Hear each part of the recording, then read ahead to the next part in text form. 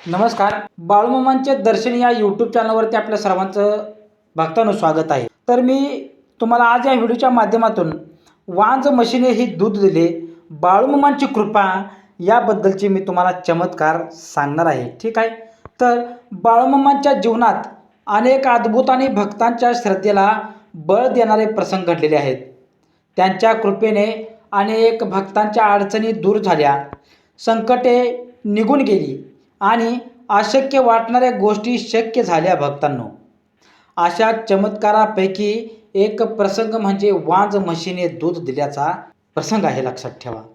एका गावात एक अत्यंत गरीब शेतकरी राहत होता. त्याचा संसार शेती आणि जनावरांवरती अवलंबून होता. त्याच्याकडे एक म्हैस होती. ती म्हैस दिसायला धष्टपुष्ट होती. तिची देखभाल ही चांगली केली जात होती, परंतु अनेक वर्षे उलटून गेली तरी ती गाभण राहत नव्हती. गावातील लोक तिला वांज म्हैस म्हणून ओळखत होते. शेतकऱ्याने तिच्यावर भरपूर खर्च केला, अनेक उपाय केले, वैद्य दाखवले, औषधं दिली, नवस केले, पण काहीच उपयोग झाला नाही. दिवसेदिवस शेतकऱ्याची चिंता ही वाढतच गेली. त्याला वाटत होती की ही म्हैस जर दूध देऊ लागली तर घरातील गरिबी काही प्रमाणात कमी होईल, मुलांना चांगले अन्न मिळेल, घर खर्चाला हातभार लागेल. पण त्याच्या नशिबात निराशाच येत होती. त्यामुळे तो मनाने खचून गेला होता. याच काळात बाळूमामांनी त्या परिसरात आगमन झाले.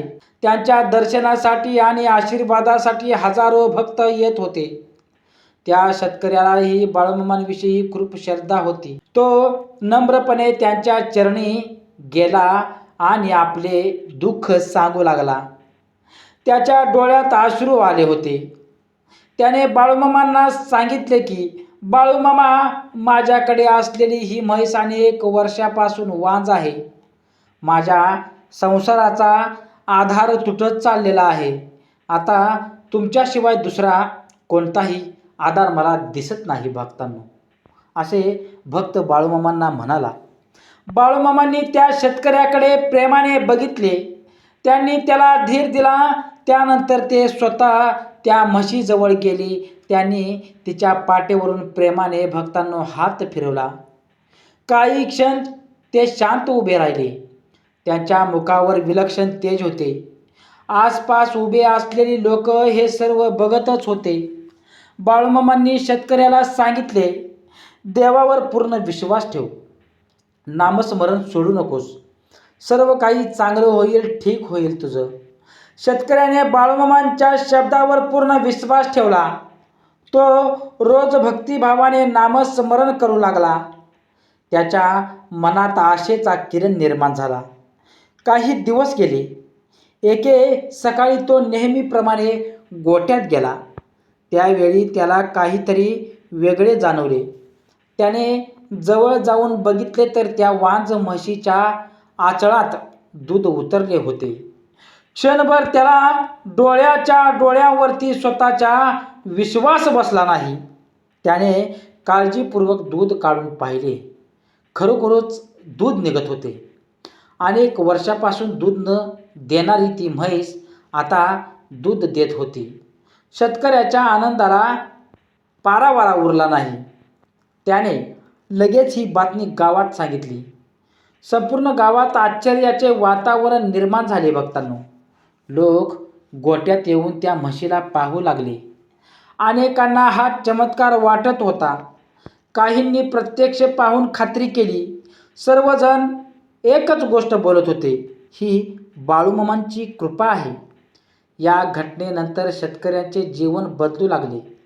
घरात दूध मिळू लागले, संसाराला आधार मिळाला, त्यांची आर्थिक परिस्थिती सुधारू लागली.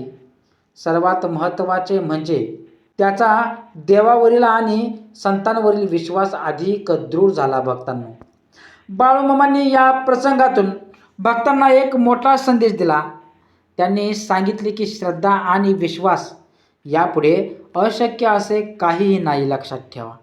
मनापासून केलेली प्रार्थना, मनापासून केलेले नामस्मरण, मनापासून संतांवरील नितांत श्रद्धा यामुळे जीवनातील मोठमोठी संकटे निघून जातात, दूर जातात. संत कृपा मिळाल्यास परमेश्वर अशा मार्गांनी मदत करतो ज्याची कल्पनाही माणसाला नसते. वांज म्हशीने दूध दिल्याची ही कथा केवळ चमत्काराची गोष्ट नाही भक्तांनो, तर श्रद्धा, भक्ती आणि विश्वास, संत कृपेची महती सांगणारी प्रेरणादायी घटना आहे. आजही बाळूमामांचे भक्त हा प्रसंग मोठ्या श्रद्धेने सांगतात आणि बाळूमामांचे नाम घेत जीवनातील अडचणीवर मात करण्याचा प्रयत्न करतात. बाळूमामांचा संदेश आजही तितकाच जिवंत वाटतो भक्तांनो. देवाचे नाम घ्या, श्रद्धा ठेवा आणि संकटातही विश्वास सोडू नका, कृपा नक्कीच होईल. भक्तांनो, या कथेचा भावार्थ भक्तांनो काय सांगतात बाळूमामा. वांज म्हशीने दूध दिल्यानंतर कथा आपापल्या श्रद्धा, विश्वास आणि संत कृपेने महत्त्व शिकवते. मनुष्य आपल्या बुद्धीने आणि प्रयत्नांनी अनेक गोष्ट साध्य करतो, परंतु काही वेळा परिस्थिती अशी निर्माण होते की सर्व मार्ग बंद झाल्यासारखे वाटतात. अशा वेळी निराश न होता परमेश्वरावर आणि संतांच्या आशीर्वादावरती विश्वास ठेवावा, हा या कथेचा मुख्य संदेश आहे. या कथेतील वांज म्हैस म्हणजे अशक्य वाटणारी परिस्थिती, तर शेतकरी म्हणजे संकटांनी ग्रासलेला सामान्य माणूस.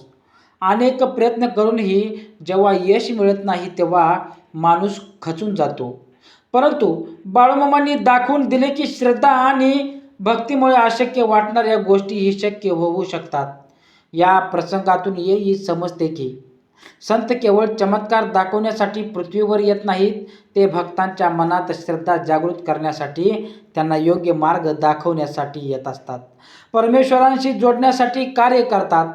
बाळूमामांनी शेतकऱ्याला प्रथम विश्वास आणि नामस्मरणाचा उपदेश केला.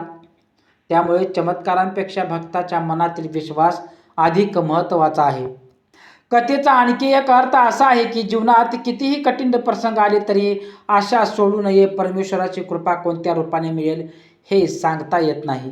त्यामुळे संकटाच्या काळात संयम, श्रद्धा आणि सतत नामस्मरण करणे खूप आवश्यक आहे. बाळूमामांच्या या लीलेतून आपल्याला शिकवण मिळते की अहंकार, निराशा आणि अविश्वासांना दूर ठेवून भक्तिभावाने जीवन जगावे.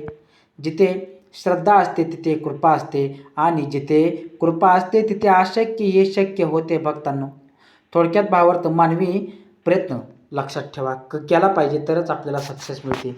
अशाच प्रकारचे भक्तिमय बाळूमामांचा संदेश, बाळूमामांचे विचार आणि बाळूमामांच्या चमत्कारिक कथा ऐकण्यासाठी आत्ताच आपल्या चॅनलला लाईक करा, कमेंट करा आणि सबस्क्राईब करा.